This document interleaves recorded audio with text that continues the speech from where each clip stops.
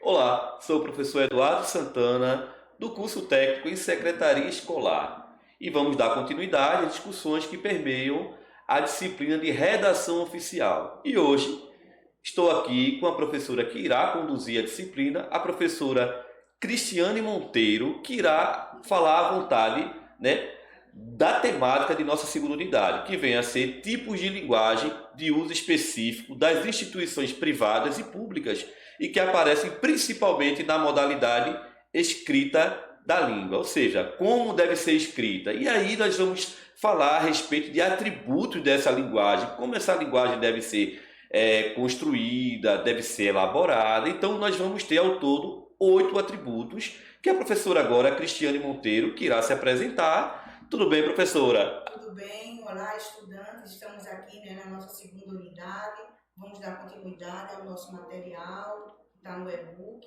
e vamos trazer alguns tópicos para vocês sobre esses atributos, né? Então nós já vimos na primeira unidade os documentos, agora a gente vai ver como esses documentos devem ser redigidos. Excelente, professora. E a senhora poderia falar o que são esses atributos, professora? O atributo já está dizendo a palavra, né? Que vai ser atribuído, vai ser elaborado, vai ser feito, vai ser registrado, né? E tem informalidades nesses atributos, né? Então a gente tem que ter uma preocupação com esses documentos, na maneira que a gente vai escrever, né? Um comunicado para alguma autoridade, para algum órgão público. E nós temos o primeiro atributo, que é a clareza, né?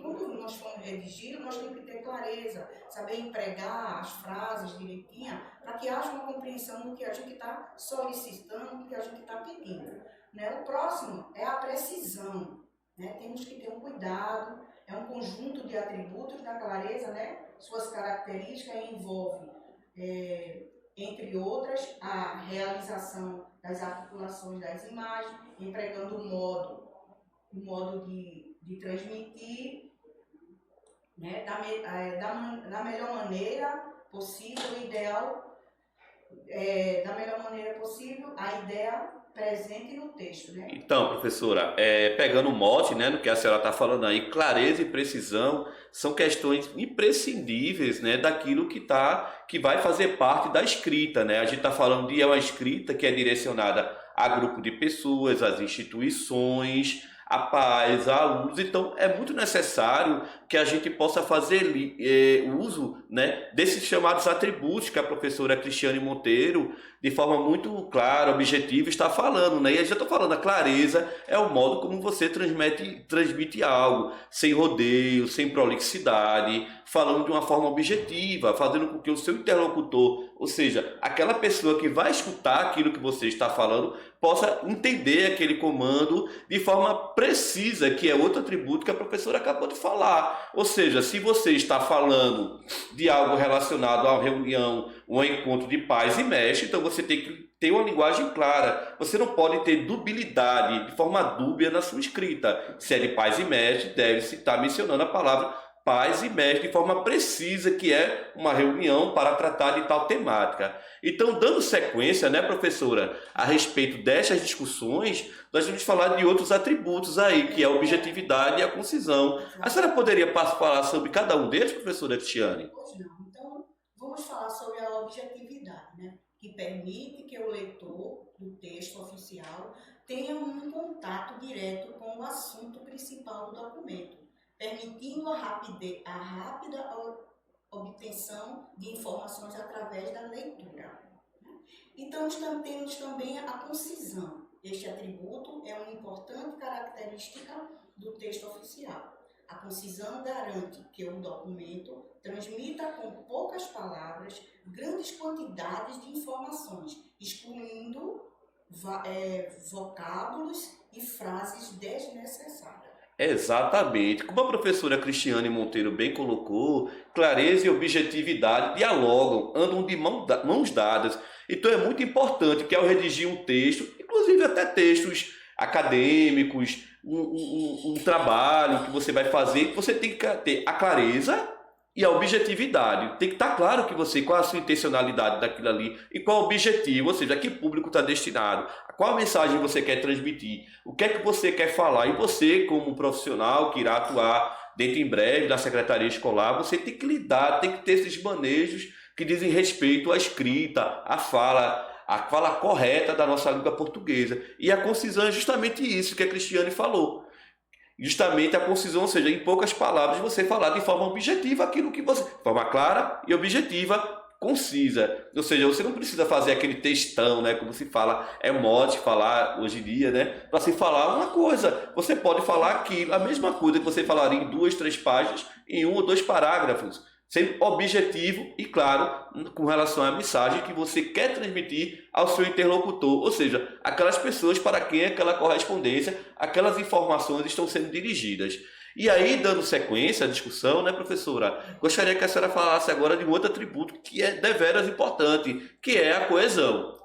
A coesão dos textos oficiais é um atributo muito importante, estando relacionado à organização do texto e como se interligam através das ideias presentes no documento. Ele permite que seja realizada a conexão dos elementos do texto de maneira harmoniosa. A coesão é responsável pela organização do texto através de conectivos que ligam parágrafos, períodos e frases. Excelente, professora. Como todos vocês devem saber, uma escrita ela tem que ter um concatenamento de ideias. Quando se passa para uma frase ou outra, um parágrafo ou outro, tem que colocar uma espécie de conectivo. Contudo, entretanto, porém, todavia, outro sim, desta arte. Ou seja, para dar uma sequência de ideia, o interlocutor, a pessoa que está lendo, ele entender que você está continuando o seu raciocínio e esse conectivo ele vai fazer uma relação, uma interconexão com os termos, com a ideia que estava sendo transmitida anteriormente. Então tem que ter uma sequência. Então os parágrafos, as frases, elas não podem estar soltas. Então tem que ter uma coesão. A gente falou coesão, coerência, então tudo tem que estar concatenado, concatenamento de ideias, né? E aí você vai ser objetivo e claro, se você não tiver isso, você não vai conseguir falar a sua ideia de forma clara, objetiva, concisa e com coesão, não é isso? Então, temos outros atributos aí que a nossa querida professora Cristiane Monteiro irá falar, que é a coerência e a impessoalidade. Por gentileza, professora, traga a definição disso para a gente. Olha, a coerência, ela garante que o texto possua sentido através de uma conexão lógica de ideias, né? E a impessoalidade é um atributo da redação oficial provém dos princípios da administração pública, previsto na Constituição Federal, da Lei de 88, o qual obriga que o poder público não privilegie interesses particulares através de uso da máquina pública, garantindo que toda e qualquer ato praticado por qualquer servidor seja considerado como um ato estatal e não pessoal. Exatamente, professora. Falamos agora de coesão e a coerência tem muita relação, né, com isso, né? Você tem a coerência lógica, da concatenamento de ideias, que tem muito a ver com essa coisa que eu já tinha falado anteriormente, dos conectivos, né? Uma coisa muito importante que a professora acabou de falar é a impessoalidade. Veja, se você está no serviço público, você não pode favorecer A, B ou C no seu tratamento. Seja seu pai, sua mãe, sua esposa, seu namorado, sua namorada, seu filho, não importa. Ou mesmo as amizades que você faz dentro, os colegas de trabalho que você forma, né, ao longo de sua carreira profissional. Então você tem que tratar todos com urbanidade. O que é isso? De forma correta, de forma respeitosa, de forma impessoal, porque ali... Quem está ali não é o Eduardo Santana, o professor que vos fala, ou a professora Cristiane Monteiro. Quem está ali é o professor Eduardo, a professora Cristiane, que está prestando serviço público para o qual está sendo pago, né? Então ele, ali naquele momento, representa a instituição. No caso aqui, a Escola Técnica Estadual, o professor Antônio Carlos da Costa, a Secretaria de Educação, o governo do estado de Pernambuco. Então não é o indivíduo aqui, é a instituição. Nós estamos aqui representando a instituição. Então, ao usar uma linguagem aqui que possa ser impessoal, ou seja, sem favorecer tal ou qual grupo, sem fazer alusão a tal ou qual grupo político, sem fazer alusão a tal ou qual grupo religioso, tal ou qual grupo étnico, social, tal ou tal gênero. Então, não importa a qual gênero você pertence, a grupo social, a sua linguagem ela tem que ser o mais neutra possível, ou seja, impessoal, tem que ser uma linguagem estatal, porque o Estado ela representa a todos nós cidadãos, sejamos nós pretos, amarelos, vermelhos, né? Seja com qualquer nível social que tenhamos, qualquer grau de instrução, a nossa linguagem, a nossa fala, ela deve representar esse Estado, né? Que cobre, que abarca a todo o conjunto da população, no caso aqui a população do estado de Pernambuco, né? Então a todos vocês tem que ter uma linguagem clara, objetiva e impessoal, então garantindo assim que o serviço público atenda a sua finalidade social, tá ok? Isso é muito importante quando você estiver lá trabalhando, que é o modo como você irá se relacionar com as pessoas, que você irá falar com os pais, com os mestres, as pessoas da comunidade escolar, independente do seu grau de instrução, da função que você desempenha lá, independente de quem esteja lá indo falar com você, você trata aquela pessoa com a mesma urbanidade que você trataria seus pais, seus amigos, uma pessoa que esteja numa posição hierárquica superior à sua, ou uma pessoa que esteja mais humilde, que tenha uma linguagem mais coloquial. Então é muito importante a gente ter isso em mente, tá bom? E então, dando sequência, né, a professora Cristiane Monteiro irá falar agora de dois últimos tópicos, que é a formalidade e a padronização. Por gentileza, professora, fala um pouquinho a respeito. Certo, vamos ver. A formalidade é necessária, que os textos oficiais sejam totalmente formais, obedecendo determinadas regras da formalização, né? Desse modo, é importante que se obedeça às formalidades de tratamentos. Imagine um texto da Presidência da República dirigido a um ministro do STF, utilizando os pronomes você. Isso não demonstra seriedade. Não é mesmo? Não demonstra, né? Que você tem que empregar os pronomes corretos dentro desse texto, né? Correto, né, professora? A gente sabe que a norma culta da língua portuguesa ela tem toda uma padronização, né? Os pronomes de tratamento, né? Você deve ser utilizado justamente a depender a qual autoridade pública você está se dirigindo, as pessoas, a idade. Então você tem todos os pronomes necessários a serem utilizados. Então a padronização, por exemplo, o Manual da Presidência da República, ele forma de forma padronizada, objetiva, de forma harmoniosa, como se deve se tratar as autoridades públicas, sejam nacionais ou estrangeiras, as pessoas de acordo com a graduação que a pessoa tem. Então, o modo de tratar corretamente, você não irá falar com o gestor da sua escola de uma forma coloquial, da mesma forma que você irá tratar uma pessoa do seu convívio cotidiano, porque você tem amizade, porque você tem familiaridade, porque você tem intimidade.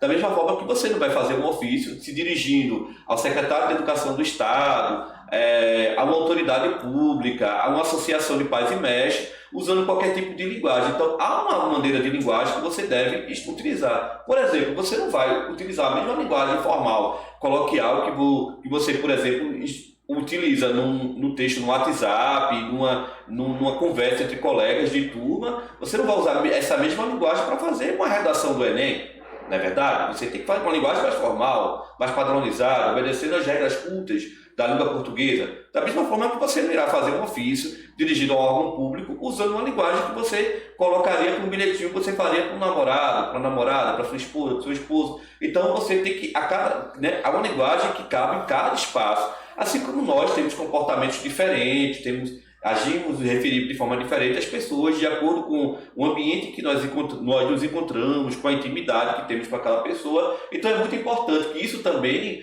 seja balizado, seja levado para dentro dessas discussões que você vai fazer no seu dia a dia, no seu métier, ou seja, no cotidiano do seu trabalho. Tá bacana? E para finalizar, professora, eu gostaria de saber se a senhora teria algo mais para acrescentar para a gente aqui nessa discussão. Certo. Além de todos esses atributos que nós vimos, né, nos documentos oficiais, precisa ser padronizado, evitando que cada órgão público utilize o seu próprio tipo de escrita e diagramas de textos. Sendo assim, é extremamente importante que se utilize o padrão culto da língua, além do uso dos padrões de documentos presentes no próprio Manual de Redação da Presidência da República. É isso aí, porque lembrando que esse Manual da Presidência da República, ele é um norteador padrão de como deve se dar todo o tratamento, toda a comunicação entre os diversos entes da federação, ou seja, executivo, legislativo, judiciário, e todas as esferas de poder, federal, estadual, municipal, né? Inclusive como se deve se responder, se reportar a autoridades estrangeiras. Então, assim como a Constituição Federativa do Brasil, a nossa Carta Magna, é o documento máximo, é a lei máxima, a qual nenhuma outra lei pode contrariar, essa linguagem que está contida, que está orientada no Manual da Presidência da República, é a linguagem padrão que não deve ser contrariada em toda e qualquer comunicação oficial, né, nos órgãos públicos. Claro que haverá formas diversificadas da linguagem a ser utilizada, né, a depender da autoridade, a que o órgão está sendo dirigida. Então, quanto mais for complexa a autoridade, o órgão, a instituição de poder a qual você se refere, a linguagem será mais complexa. Lembrando que, acima de tudo, a linguagem culta da língua portuguesa ela deve ser respeitada, seja com a questão da gramática, a pontuação, conectivos, enfim, as concordâncias. Então é isso. Espero que você tenha aprendido, que tenha gostado da nossa aula, né? Dessa discussão que estamos tecendo aqui, né? Já é a segunda desta disciplina, teremos mais outra em breve. E é isso. Professora Cristiane, por favor, se despeça dos alunos. Então, gente, chegamos ao final, né? Espero que vocês estudem, consultem o e-book, pesquisem, usem todos os artifícios que vocês tiverem para poder compreender essa unidade. Um abraço para todos, até logo. É isso aí, pessoal. Até a próxima. Tchau, tchau.